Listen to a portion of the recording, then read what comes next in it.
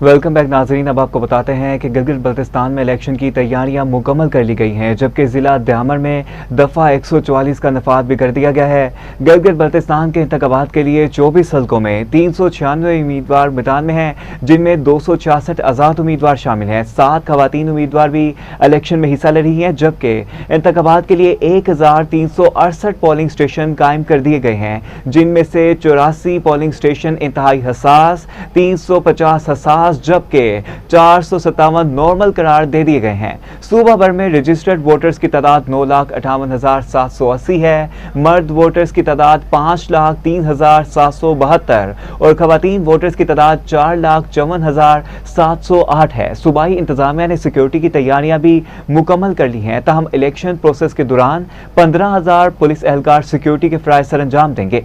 गिलगित बल्तिस्तान इंतखाबात 226 के सिलसिले में 24 हल्कों के लिए हजारों की तादाद में इंतखाबी अमले की ड्यूटी मामूर की गई है। इलेक्शन ड्यूटी पर मामूर 7,500 अफसरान और मुलाजमीन के लिए 27 करोड़ 60 लाख रुपए एजाजिया मुकर्रर किया गया है। 24 हल्कों के 24 रिटर्निंग अफसरान के लिए 18 लाख एजाजिया मुकर्रर किया गया है, जबकि असिस्टेंट रिटर्निंग अफसरान के लिए 12 लाख रुपए मुकर्रर किए गए हैं। इसी तरह 24 हल्कों में तैनात 1,368 प्रेसिडेंटेंट अफसरान के लिए 1 करोड़ 64 लाख 16,000 एजाजिया और 2,450 असिस्टेंट अफसरान के लिए 2 करोड़ 45 लाख एजाजिया मुकर्रर किया गया है। इसी तरह 2,450 पोलिंग अफसरान के लिए 2 करोड़ 40 लाख एजाजिया मुकर्रर हुआ। इलेक्शन ड्यूटी पर मामूर LDC, UDC, नायब कासिद समेत 1,360 सरकारी मुलाजमीन के लिए 20 करोड़ 80 लाख रुपए एजाजिया मुकर्रर हुआ है। तो दूसरी जानिब जिला द्यामर में अमन व ईमान के तहफ़्फ़ुज़ के लिए दफ़ा 144 नाफिज कर दी गई। डिप्टी कमिश्नर द्यामर ने 60 रोज पाबंदियों का हुक्मनामा जारी कर दिया, जिसके तहत द्यामर में असलहे की नुमाइश, हवाई फायरिंग पर मुकम्मल पाबंदी आयद है। हुक्मनामे के मुताबिक पटाखों के इस्तेमाल पर भी सख्त पाबंदी आयद की गई है। इसी पर जानेंगे ब्यूरो चीफ गिलगित बल्तिस्तान हमीद पीरजादा से। जी हमीद पीरजादा, बताइएगा इलेक्शन के हवाले से क्या अपडेट्स हैं आपके पास?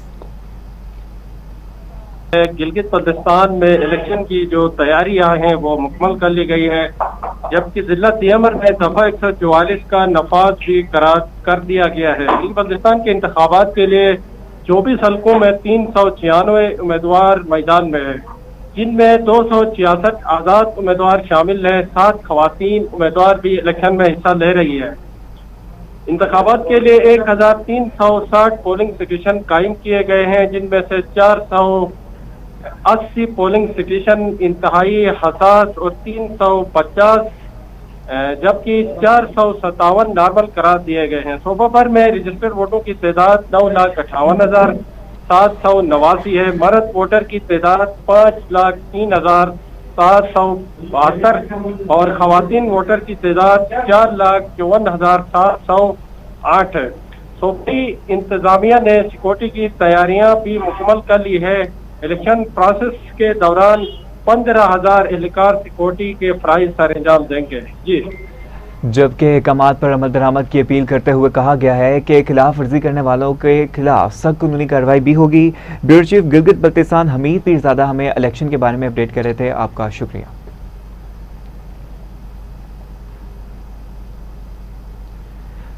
तो दूसरी जानिब वज़ीर इत्तलाआत पंजाब अज़मा बुखारी ने कहा है कि गिलगित बल्तिस्तान में हर तरफ शेर शेर और शेर की आवाज़ें आ रही हैं। अपने बयान में अज़मा बुखारी ने कहा कि मुस्लिम लीग नून को अवाम हमेशा कारकर्दगी की बुनियाद पर वोट देते हैं। मुखालिफिन मुस्लिम लीग नून पर कीचड़ उछाल कर वोट मांगते हैं।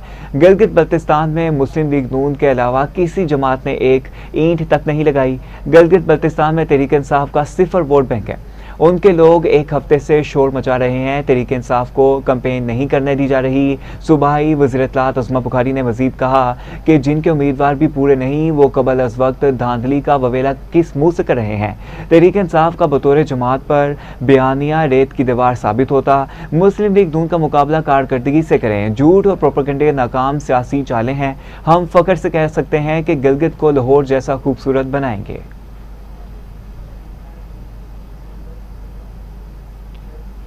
अब आपको बताते हैं कि अमेरिका ने आज सुबह सवेरे ईरान में गोरोक और जजीरा कुशम में रडार तंसीबात को निशाना बनाने का दावा किया है, जबकि पासदारान इनकलाब ने अमरीकी हमले के जवाब में खिते में मौजूद अमरीकी फ़िज़ाई अड्डों को मिसाइलों से निशाना बनाया। अमरीकी सेनेटकाम का कहना है कि अमरीकी तैयारों ने मुबैना तौर पर दागे गए 4 ईरानी ड्रोन्स को जवाब में कार्रवाई की, जबकि अमरीकी फ़ौज ने तमाम ईरानी ड्रोन्स को मार गिराया।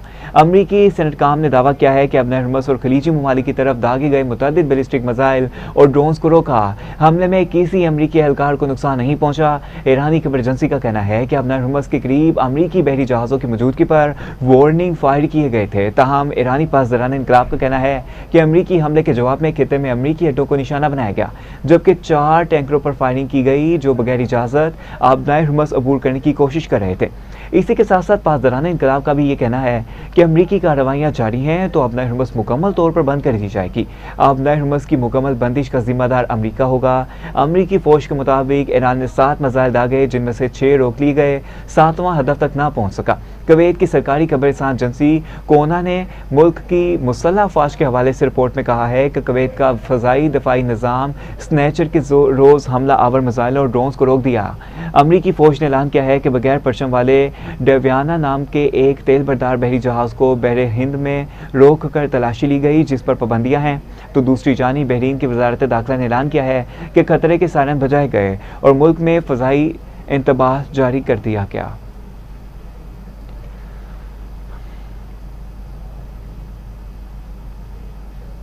अमरीकी सदर डोनाल्ड ट्रंप ने इतराफ़ करते हुए कहा है कि ईरान ने ताकत और बहादुरी के सबब जंग बंदी के लिए डील पर इतफाक़ नहीं किया। अमरीकी सदर डोनाल्ड ट्रंप ने दावा किया है कि ईरान के मिसाइल ज़खायर में नुमाया कमी आ चुकी है और इसके पास बिलाखिर मुआहदा करने के सिवा और कुछ रास्ता नहीं। NBC न्यूज़ को दिए गए एक इंटरव्यू में सदर ट्रंप ने कहा कि ईरान के पास अब सिर्फ 21 से 22% मिसाइल बाकी रह गए हैं। उनका कहना था कि ईरान ऐसे इक़दाम करने पर मजबूर होगा जिनका इसने कभी तसव्वुर नहीं किया होगा। सदर ट्रंप ने कहा है कि जारे तनाज़े और इसके हल में वक्त लगता है और ऐसे मामलात फौरी तौर पर हल नहीं किए जाते। ताहम सूरत-ए-हाल इस सिमत में जा रही है कि जहाँ ईरान को मुज़ाकरात और माहिदे की तरफ आना पड़ेगा।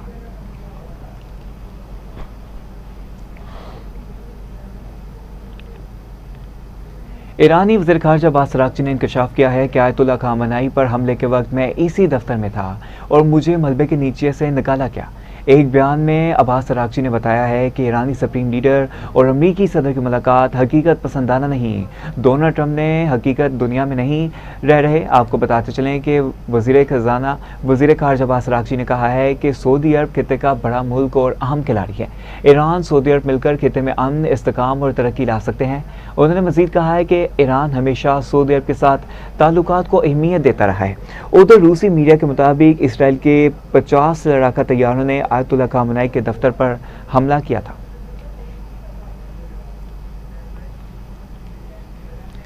तो दूसरी जानिब अमरीकी सदर डोनाल्ड ट्रंप की चीफ ऑफ स्टाफ सूजी विल्स ने भी अपने ओहदे से इलादगी का फैसला कर लिया। बरतानी अखबार के मुताबिक 69 साला सूजी विल्स अमरीकी सदर की कमीना में इंतशार और सदर ट्रंप की जानिब तौहीन से तंग आ गई हैं। ख्याल रहे कि सूजी विल्स 2015 में डोनाल्ड ट्रंप की इंतखाबी मुहिम से इनके साथ हैं और वाइट हाउस में चीफ ऑफ स्टाफ के अहम ओहदे पर तैनात हैं।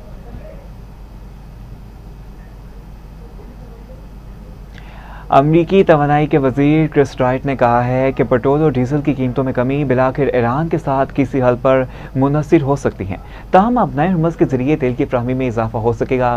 क्रिस राइट ने कैलिफोर्निया में फॉक्स न्यूज़ से गुफ्तगू करते हुए कहा कि अमरीका की तवानाई सलामती के लिए ज़रूरी है कि मुकामी सतह पर ईंधन की पैदावार बढ़ाई जाए, ख़ास तौर पर इस रियासत में मौजूद 30 फौजी तनसीबात के लिए जो दरामदी ईंधन पर इन्हिसार करती है। उन्होंने मज़ीद कहा है कि जंग के बाद अमरीकी स्ट्रेटेजिक पेट्रोलियम रिजर्व में इजाफा किया जाएगा क्योंकि कंपनियां हुकूमत से लिया गया तेल वापस करेंगी। इनके मुताबिक हर बैरल के बदले हुकूमत को आइंदा साल 1.25 बैरल वापस मिलेंगे। क्रिस राइट ने कहा है कि जंग के खात्मे के बाद तकरीबन 40 मिलियन बैरल तेल बगैर किसी इजाफी लागत के स्ट्रेटेजिक रिजर्व में शामिल किया जाएगा। We used the Defense Production Act to bring that production on. It grew California's oil and gas production by 20%, just turning a valve and returning wells already drilled to production. We have 30 military facilities in California, which gets over 60% of its oil imported from overseas. This is a way to increase energy security for our military operations in California and start to change the game for businesses and consumers in the state of California. Barrels of oil from our strategic petroleum reserve just 4 years ago to try to win an election when there was no disruption of oil flows in the world. That, of course, reduced the reserves we went into this conflict with. But no, I'm not concerned because we're not selling any barrels of oil. We're flowing oil to the marketplace in the short term when it needs it, and we're trading those barrels. Each barrel we flow out, we're getting 1.25 barrels back next year.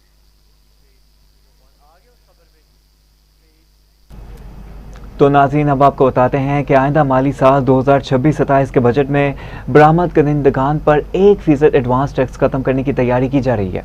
ज़राए के मुताबिक बरामद कनिंदगान पर 1% advance tax ख़त्म करने से exporters को आइंदा बजट में 60 अरब रुपए तक रिलीफ मिलने का इम्कान है। आइंदा माली साल एक्सपोर्टर्स के लिए 1% एडवांस टैक्स ख़त्म करने पर IMF से भी बातचीत हुई है। बरामदात पर 1% एडवांस टैक्स की वजह से बरामद कनिंदगान के रेफरेंडम क्लियर नहीं हो रहे, जबकि 1% एडवांस टैक्स ख़त्म होने से एक्सपोर्ट के टैक्स रेफरेंडम के क्लियर ख़त्म हो जाएंगे। एक्सपोर्टर्स ने यह भी दरख्वास्त की है कि एडवांस टैक्स की शर्त को ख़त्म किया जाए। एक्सपोर्टर्स के मुतालबे पर आइंदा बजट में एडवांस टैक्स ख़त्म करने का मुतालबा क्या पूरा किया जाएगा या नहीं, ये एक अहम सवाल है। लेकिन आपको बताते चलें कि आइंदा माली साल एक्सपोर्टर्स के लिए 1% एडवांस टैक्स ख़त्म करने पर IMF से भी बातचीत हुई है। बरामदात पर 1% एडवांस टैक्स की वजह से बरामदात कनिंदगान के रेफरेंड पर बात होगी। बजट में चाय की पत्ती, खुश्क दूध और घी पर परचून कीमत पर लाजमी करार दिया जाएगा। आपको बताते चलें कि FBR ज़राए के मुताबिक ज़रूरी अशिया पर सेल टैक्स वसूली के लिए परचून कीमत प्रिंट करने का लाजमी करार देने का अहम फैसला सामने आया है। अहम अपडेट है, आपको बताते चलें कि बजट में चाय की पत्ती, खुश्क दूध और घी पर परचून कीमत प्रिंट करना लाजमी करार दिया गया है। FBR ज़राए के मुताबिक ज़रूरी अशिया पर सेल्स टैक्स वसूली के लिए परचून कीमत पर प्रिंट करने का लाजमी करार दिया गया है। शीरख्वार बच्चों के फार्मूला दूध, केचप, कुकिंग ऑयल पर भी परचून कीमत प्रिंट करना लाजमी होगा। रोज़मर्रा इस्तेमाल की दर्जनों अशिया को तीसरे शेड्यूल में शामिल किया जाएगा। बजट में 1 जुलाई से पेट्रोलियम मसनूआत पर क्लाइमेट सपोर्ट लेवी दुगनी की जाएगी, जबकि पेट्रोलियम मसनूआत पर क्लाइमेट सपोर्ट लेवी 2.5 रुपये फ़ी लीटर से बढ़ाकर 5 रुपये की जाएगी। आइंदा माली साल क्लाइमेट सपोर्ट लेवी की मद में 90 अरब रुपये से ज़ायद वसूल होने का तखमीना है। आइंदा माली साल 2027 बजट में साबिक कबायली इलाकों के लिए टैक्स इस्तिस्ना खत्म करने का इम्कान है। बजट 2026-27 में पंजाब असम्बली की तरक्की और जदीद कारी के लिए 12.59 अरब रुपए का बड़ा तरक्याती पैकेज, नई इमारतें, MPA हॉस्टल, सिक्योरिटी अपग्रेडेशन और पार्लियामेंट्री रिसर्च इंस्टीट्यूट मंसूबे शामिल हैं। पंजाब असम्बली के तरक्याती मंसूबों के लिए 12 अरब 59 करोड़ 53 लाख रुपए से ज़ायद मुख्तस किए गए। पंजाब असम्बली के मंसूबों के लिए 7 अरब 41 करोड़ 57 लाख रुपए जारी करने की तजवीज़ सामने आई है। अरकान असम्बली हॉस्टल फ़ेज़ 2 मंसूबे के लिए 2 अरब 52 करोड़ 67 लाख रुपए मुख्तस किए जाएंगे। MPA हॉस्टल फ़ेज़ 2 मंसूबे की मजमूई लागत 6 अरब 29 करोड़ 67 लाख रुपए से तजावुज़ कर गई। इसी पर जानेंगे deputy bureau chief Lahore Asif Iqbal Chaudhry से। जी आगाह कीजिएगा, क्या अपडेट है इस बजट के हवाले से आपके पास?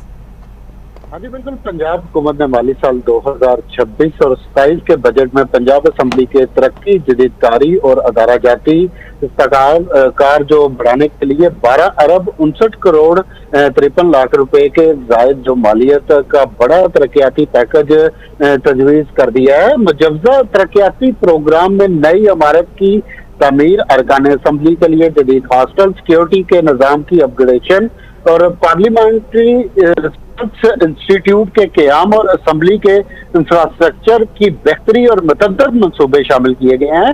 बजट दस्तावेज़ात के मुताबिक माली साल 2026 और 27 के दौरान पंजाब असम्बली के मुख्तलिफ तरक्याती मंसूबों के लिए 7 अरब 41 करोड़ 57 लाख रुपए जारी करने की तजवीज़ की गई है। अरकान असम्बली हॉस्टल फ़ेज़ 2 मंसूबे के लिए 2 अरब 62 करोड़ 67 लाख रुपए मुख्तस किए जाने का इम्कान है, जबकि इस मंसूबे की मजमूई लागत 6 अरब 29 करोड़ 67 लाख रुपए से तजावत कर चुकी है। पंजाब असम्बली कम्प्लेक्स में जदीद पार्किंग और दीगर सहूलियात की फराहमी के लिए 1 अरब 2 करोड़ 65 लाख रुपए मुख्तस करने की तजवीज दी गई है, जबकि नई असम्बली की इमारत में सहूलियात की तकमील के लिए 37 करोड़ और 6 लाख रुपए जारी किए जाएंगे। असम्बली मस्जिद की तोसी और स्पीकर डिप्टी स्पीकर हाउस की सहूलियात बेहतर बनाने के लिए 21 करोड़ 11 लाख रुपए मुख्तस किए जाने का इम्कान है।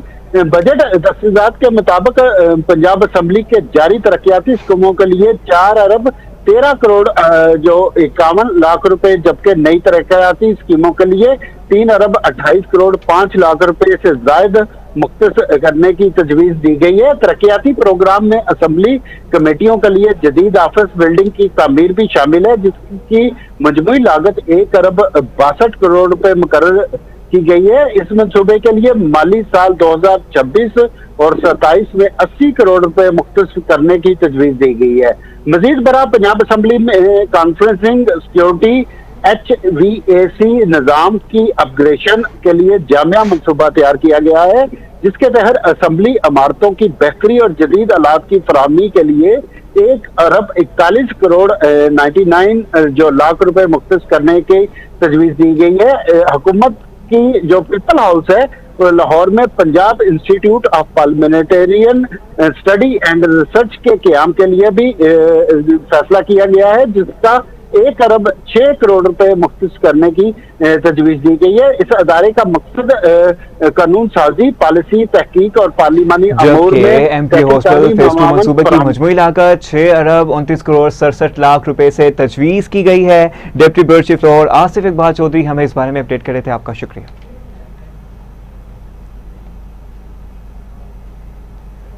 उधर मुस्लिम लीग नून के रुकन असम्बली ज़रक मंदोखील ने कहा है कि बजट 2025-26 में इलाके के लिए तरक्याती स्कीमें रखी हैं।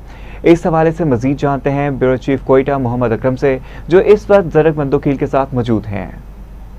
हाँ जी बिल्कुल, जैसे कि ओवरऑल पूरे मुल्क में जो है ना हालिया बजट पेश होने जा रहा है, इसी तरह से बलूचिस्तान में भी जो है ना बजट 2026-27 के हवाले से जो है ना इकदाम होने जा रहे हैं। मैं इस वक्त मौजूद हूँ रुकन बलूचिस्तान असम्बली ज़रक खान मंदोखील के हमरा। आइए उनसे जानते हैं कि हालिया बजट जो कि बलूचिस्तान का पेश होने जा रहा है, क्या क्या उम्मीदें लगाई हैं उन्होंने और PSDB में क्या क्या स्कीमात उन्होंने रखी है। वालेकुम सलाम, बिस्मिल्लाह रहमान रहीम। देखिए बजट आने वाला है 2026-27 का, तो इंशाल्लाह ताला ये आवाम दोस्त बजट होगा और इंशाल्लाह हमारी कोशिश है, हमने अपने स्कीमों में रखा है कि जो जितना रिलीफ आवाम को मिल सके उतना वो स्कीम उसी हिसाब से हमने रखी हुई और इंशाल्लाह ताला कोशिश करेंगे कि जल्द से जल्द हम इस सारे PSDP को अपने PSDP को यूटिलाइज कर सके कि लोगों को एक बड़ा रिलीफ मिल सके। सर ये भी बताइएगा कि आप हल्का 42 में जो माजी के मसाइल थे वो तो आप किसी हद तक हल किए, जो रोडों के मसाइल है उस पर भी इस बजट में कोई तवज्जो देंगे? जी बिल्कुल, हमने रोड्स के प्रोजेक्ट भी रखे हुए हैं, ट्यूबवेल्स के प्रोजेक्ट्स रखे हुए हैं, जो आपका सेवरेज है उनके रखे हुए हैं। हम कोशिश करें जो मेजर इनका मसले हों उनको पहले एड्रेस करें और पहले उनका ये मसले हल करें और इंशाल्लाह ताला इस बजट में आप देखेंगे कि जो मेरा PB 42 है इसका कोई रोड भी आपको टूटा फूटा नजर नहीं आएगा। जी जी बिल्कुल, आपने सुना जैसे कि ज़रक साहब का ये कहना था कि इस पे जो है हालिया बजट में उन्होंने काफ़ी जो है स्कीमात रखी है और ख़ुसूसन हल्का 42 के हवाले से जो रोडों के मसाइल है और दीगर मसाइल है उसको भी लेकर चलेंगे ताकि हल्के के आवाम के मसाइल को सरफहरिस्त तौर पर हल कर सके। जी मोहम्मद अकरम हमें कोयटा से अपडेट करे थे, आपका बहुत शुक्रिया। आगे चलते हैं और आपको बताएं कि अमीर जमात इस्लामी हाफिज नईम रहमान ने कहा है कि गजा मलबे का ढेर बना हुआ है, इसराइल को लगाम डालने के लिए कोई तैयार नहीं। हुकूमत ने मौजूदा हालात में पेट्रोलियम मसनूआत पर लेवी लगा रखी है। लाहौर में प्रेस कॉन्फ्रेंस करते हुए हाफिज नईम रहमान ने कहा कि ऐसा टैक्स वसूल किया जा रहा है जो टैक्स के जुमरे में नहीं आता। पेट्रोल मसनूआत पर आयद लेवी नाजायज़ है। हुकूमत हर जुमे को नए बजट का ऐलान करती है। इस वक्त 3 सूबों में मरकज में PDM हुकूमत कर रही है। अपील कर रहा हूं कि वो हमारी इस पिटीशन को सुने, इसलिए कि ये बहुत अहम है पूरे पाकिस्तान के लिए कि एक ऐसा टैक्स वसूल किया जा रहा है कि जो टैक्स के जुमरे में भी नहीं आता और हुकूमत अपनी नालायकी, अपनी नाअहली, अपनी करप्शन को छुपाने के लिए अवाम के ऊपर बोझ डाल रही है। जो काम FBR नहीं कर रहा, 1300 अरब रुपए की करप्शन तो खुद हुकूमती डॉक्यूमेंट में मौजूद है जो सालाना वो करते हैं। और लेवी के जरिए से सारी रकम वसूल करने की कोशिश करते हैं। जब से ये लेवी नाफिज है, ये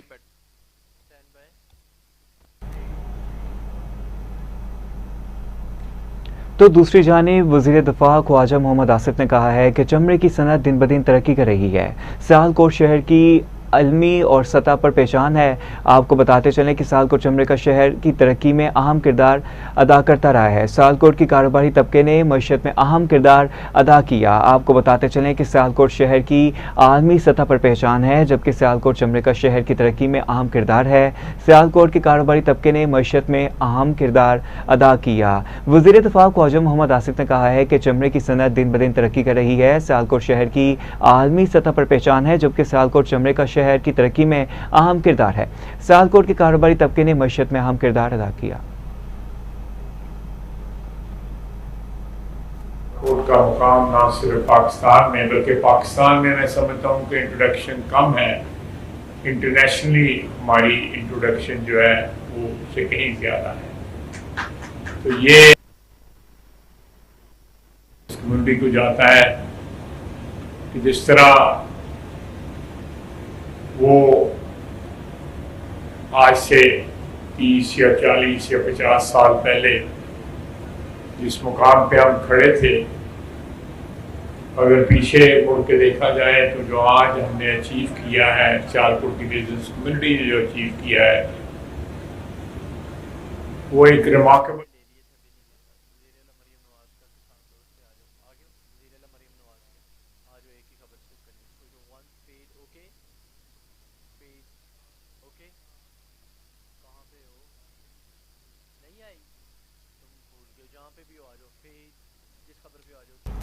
वज़ीर मरीम नवाज का किसान दोस्त विजन पंजाब में पहली मरतबा काश्तकार को तमाम तर सहूलतें गाँव के करीब एक ही छत तले मैसर आएंगी। पंजाब के काश्तकार के लिए one stop agriculture up market के दौर में दाखिल हो गई। पंजाब के 4 अजला में मॉडल एग्रीकल्चर मॉल कायम किए जाएंगे। वज़ीर मरीम नवाज ने मज़ीद 10 अजला में मॉडल एग्रीकल्चर मॉल के लिए फौरी इक़दाम का हुक्म दे दिया। मुल्तान, भावलपुर, साहिवाल और सरगोदा में मॉडल एग्रीकल्चर मॉल पूरी तरह फंक्शनल हैं। फैसलाबाद, जंगोकारा और खानेवाल में भी मॉडल एग्रीकल्चर मॉल बनेंगे। राजनपुर, बिहारी, रहीम यार खान, अटक, मियांवाली में भी मॉडल एग्रीकल्चर मॉल बनेंगे। आपको बताएं कि वज़ीर मरीम नवाज ने कहा है कि पंजाब के काश्तकार की सहूलत के लिए हर कदम उठाएंगे। पंजाब के काश्तकार की तकदीर बदल चुकी है, अच्छे दिन आ चुके हैं। पंजाब के तमाम अजला में मरहलावार मॉडल एग्रीकल्चर मॉल बनाए जाएंगे। गैर कानूनी फेट मेल्टिंग यूनिट्स के खिलाफ कार्रवाई, सुथरा पंजाब को फौरी सफाई की हिदायत कर दी। वज़ीर पंजाब के स्मोक कंट्रोल प्रोग्राम के तहत सूबा भर में गैर कानूनी फेट मेल्टिंग पॉइंट्स के खिलाफ बड़े पैमाने पर ऑपरेशन शुरू है। सीनियर सूबाई वज़ीर मरियम औरंगज़ेब ने कहा है कि डिप्टी कमिश्नर मखसूस फील्ड टीमें तश्कील देंगी और EPA टीमों के साथ मिलकर राब्ते में कार्रवाई की जाएगी। फूजला उठाने, महफूज डिस्पोजल और ऑपरेशन के बाद जगह की सफाई यकीनी बनाई जाएगी। इलाकों को जल्द अज जल्द साफ सुथरा और सेहतमंद बनाना है ताकि स्मोक कंट्रोल प्रोग्राम के अहदाफ हासिल किए जाएं। स्मोक के तदराक और सेहतमंद पंजाब के लिए हम सब ने मिलकर जद्दोजहद करनी है।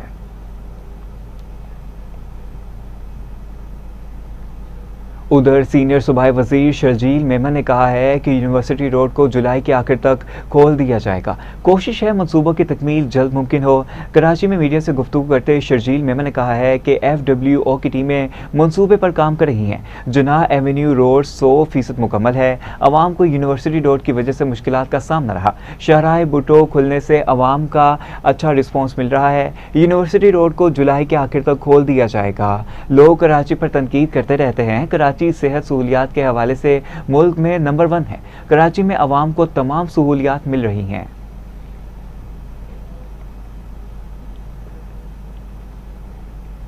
साकिब चद्दर ने अपने बयान में कहा है कि मोमिना इकबाल मेरी बीवी को तलाक लेने पर उकसाती रही। अदाकारा मोमिना इकबाल को हरासा करने और जान से मारने की धमकियां देने का मामला पर लीगी MPS साकिब चद्दर का NCCIA में बयान जमा करवा दिया गया। बयान मंजर आम पर आ गया, जिसमें साकिब चद्दर ने अपने बयान में कहा है कि मोमिना इकबाल से 2020 में मुलाकात हुई, जल्द करीबी ताल्लुकात कायम हुए। मोमिना इकबाल के साथ अंदरून और बिरून मुल्क मुतअद्दिद बार सफ़र किया, तमाम अखराजात खुद बर्दाश्त किए। मोमिना इकबाल और अहले खाना ने साबका शादी पर और तलाक की मामूमात छुपाई, तमाम इल्म होने पर शादी से इनकार किया। उन्होंने कहा कि अगस्त 2025 में मोमिना इकबाल से ताल्लुकात खत्म कर दिए। मोमिना इकबाल की बहन रिमशा इकबाल ने ब्लैक मेलिंग के जरिए 10,000 ऑस्ट्रेलियन डॉलर वसूल किए। रिमशा इकबाल की यूनिवर्सिटी फीस 13,000 ऑस्ट्रेलियन डॉलर अदा की। मोमिना इकबाल के अकाउंट में मुख्तलिफ औकात में 83 लाख रुपए मुंतकिल किए। साकिब चद्दर ने अपने बयान में कहा कि मजीद मोमिना इकबाल के मोबाइल में बहुत सी तस्वीर और वीडियोस मौजूद हैं। मशकूक अफराद ने वीडियोस और तस्वीर वायरल करने की धमकियां दी। मोमिना इकबाल और रिमशा इकबाल को तस्वीर और वीडियो शेयर करने से रोकने का कहा। मोमिना इकबाल को मेरे शादीशुदा होने का मुकम्मल इल्म था। CDR भी मौजूद है। उन्होंने कहा कि NCCIA और पुलिस को दी गई दरख्वास्त में तजाद और गलत बयानी सामने आ रही है। तमाम मोमिना इकबाल के शोहर हमजा ने जान से मारने की धमकियां भी दी हैं। चन्योट में FIR दर्ज है। मोमिना इकबाल की दरख्वास्त झूठी और बेबुनियाद है। वाज़ेह रहे कि सेशन कोर्ट लाहौर ने लीगी MPA साकिब चद्दर और अहलिया सुमेरा की जमानत मंजूर करने का तहरीरी हुक्मनामा जारी कर दिया।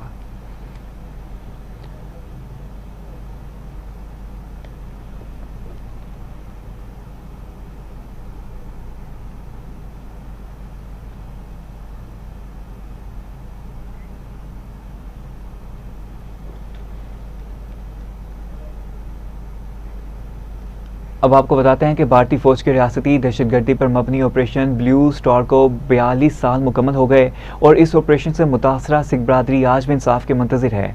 ऑपरेशन ब्लू स्टार का आगाज़ 1 जून 1984 को गोल्डन टेम्पल पर भारतीय फौज के हमले से हुआ था, जिसे सिख बरादरी अपनी तारीख के अलमनाक तरीन वाक़यात में शुमार करती है। ऑपरेशन ब्लू स्टार के दौरान हज़ारों निहत्ते मर्द, ख़वातीन, बुजुर्ग और बच्चे भारतीय फौज की सफाकाना कार्रवाइयों का निशाना बने। इस वाक़े को भारतीय रियासती दहशतगर्दी और अक़लियत दुश्मनी की बदतरीन मिसाल करार दिया जाता है, जबकि गोल्डन टेम्पल पर हमले को इंसानी हुकूक की सरी खिलाफ वर्जी भी कहा गया है। भारतीय हुकूमत के मुताबिक इस कार्रवाई में 400 के करीब अफराद हलाक हुए, जबकि सिख तंजीमों और आज़ाद इंसानी हुकूक की तंजीमों का मानना है कि इस फौजी ऑपरेशन में 5,000 से ज़ायद और कुछ रिपोर्ट्स के मुताबिक 10,000 के करीब नहाते सिखियात्री, मर्द, ख़वातीन और बच्चे मारे गए। गोल्डन टेम्पल यानी हरमंदर साहिब अमृतसर में वाक़ है और इसे सिख मजहब का मुकद्दस तरीन मुकाम समझा जाता है।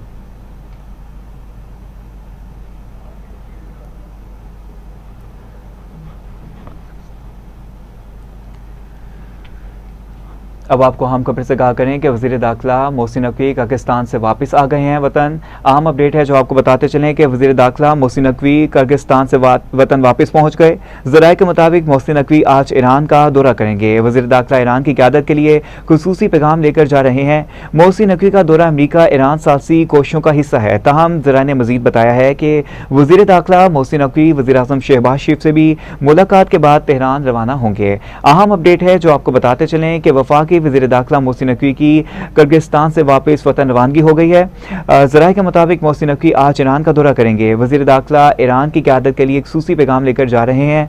मोहसिन नकवी का दौरा अमरीका ईरान सालसी की कोशिशों का हिस्सा है। ताहम ज़राए ने मज़ीद बताया है कि वज़ीर दाखिला मोहसिन नकवी वज़ीर आज़म शहबाज शरीफ से मुलाकात के बाद तेहरान रवाना होंगे। अहम अपडेट है जो आपको बताते चलें कि वफाकी वज़ीर दाखिला मोहसिन नकवी किर्गिस्तान से वतन वापस पहुंच गए हैं।